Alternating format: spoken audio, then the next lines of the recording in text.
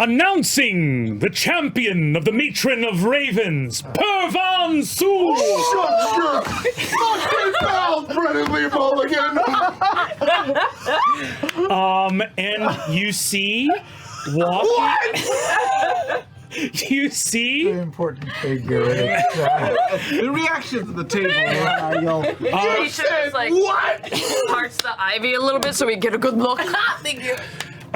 You see, walking through the doors of the Palazzo Porco, a young man, long dark hair, light brown skin, a severe, grave expression on his face.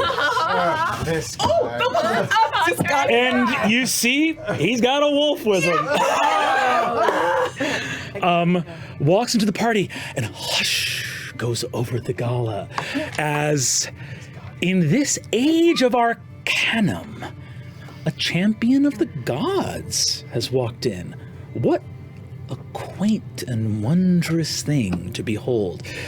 Looking through the book, it does talk about specifically there are a few champions, many that were lost entire to the battle, unrecovered. One of the highest of the Order of the Raven Queen that fought in her name was, where is the actual information here? There we go. Was named Purvan.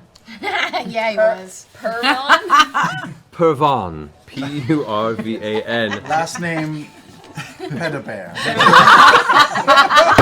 We're running out of good names, aren't we? We've finally gotten to the end of your list of good names. Oh, you guys are cruising to a TPK today. Not on the anniversary, Matt. Not on the anniversary. This is great.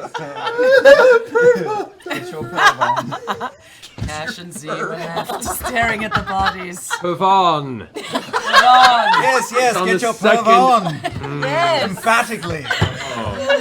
All right, that's Purvan, Matt. more hit points under these guys. All right, Purvan Suul is the full name. Of course. Though the name was given to the Raven Queen at the time of signing itself to the Order, in which they become nameless. The champions are just mentioned or spoken of in public as the champion. So the name is part of the gift they give to the Raven Queen when they swear themselves to her. He walks in the stoic countenance of a ranger, and you see beside him a black and gray wolf stride in. He looks around sullenly. A mantle of raven's feathers around his neck.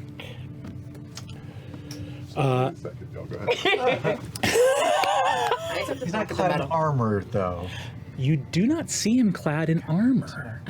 Oh, interesting. Oh, of course. Oh, shit. Okay, sorry. I'll tell you after. Hey, why would any kind of special armor be needed in this wonderful age of Arcanum? Sure. He's just a guy. He's just a guy. You go ahead to the top of the sarcophagus there, and it is covered in black feathers, some of which got pushed off in the battle. You shove the top open, and you can see within inside a skeletal corpse that is resting, surrounded by what looks like very, very fine golden and silver jewelry that have been just laid at its sides. And on the corpse itself, you can see there is a set of jet black studded leather armor that has a series of just runic engravings and carvings along pretty much every square inch of the leather. And you can see around the mantle of it, where the leather mantle falls, the edge is trimmed with black feathers. Oh, that's hot. That's fucking sick. That's some Labyrinth of Jared. You see Galdric like snarls at the Hadmadads, but also Galdric is like, do I bite this suit of empty clothing that's floating around?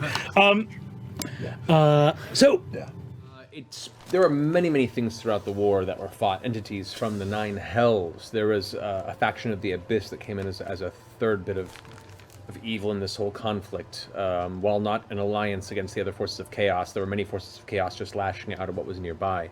So the champions, there was no specific entity that was just chosen, or at least what you can ascertain to be a specific being of hatred. Although it does speak of Purvan, the champion of the Raven Queen, keeping with him an ally. An ally. It doesn't say the nature of the ally. It just says what's it? The dangerous and respected Galdric. I'm stepping towards him with a sense of authority. Yeah, Galdric, you see the wolf. The wolf steps around and goes. The wolf growls a little bit. He turns around and says, turns around and says, "May I help you?" Well, I've come to ask that of you. Please don't. As the form kind of coalesces into its normal self, you can see before you, shaking its head, a rather large, dark gray and black wolf. Oh God. Easy. Told you it was Garlic. Galdric. Easy, Galdric. Easy. We're friends. Would you like to guard The command. the town, Command it. Whitestone? Guard this town, dog. Keyleth, repeat after me. For Yes. how In long? exchange for food, protect these lands. Galdric. In exchange for food, shelter, and a cozy fire every once in a Say while. that shit. I didn't say that. He's a wolf. He doesn't need those. Patrol these lands. Protect these lands. Protect these lands.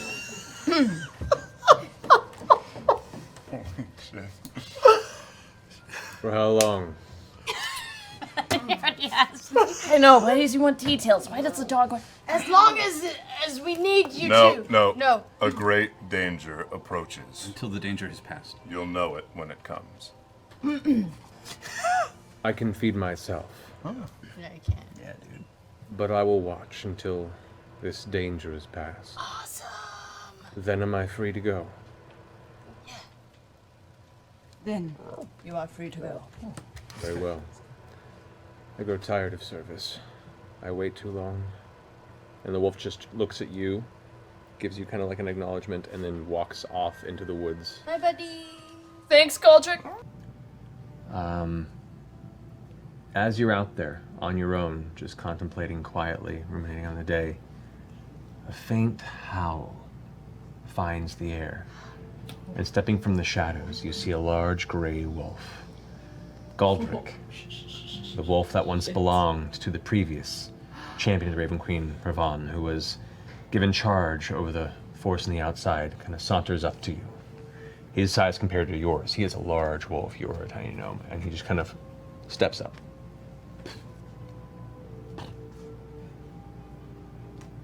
Sits next to you. There's a little break in the trees where you can see the moon breaking through some of the passing clouds over Whitestone. The night itself cold, you can see your breath in the dark air, just through the beams of moonlight that make it through the canopy. And as the wolf kind of looks down at you, his kind of intense eyes making a full scan of what you are, there's a recognition to his expression before the wolf looks back up.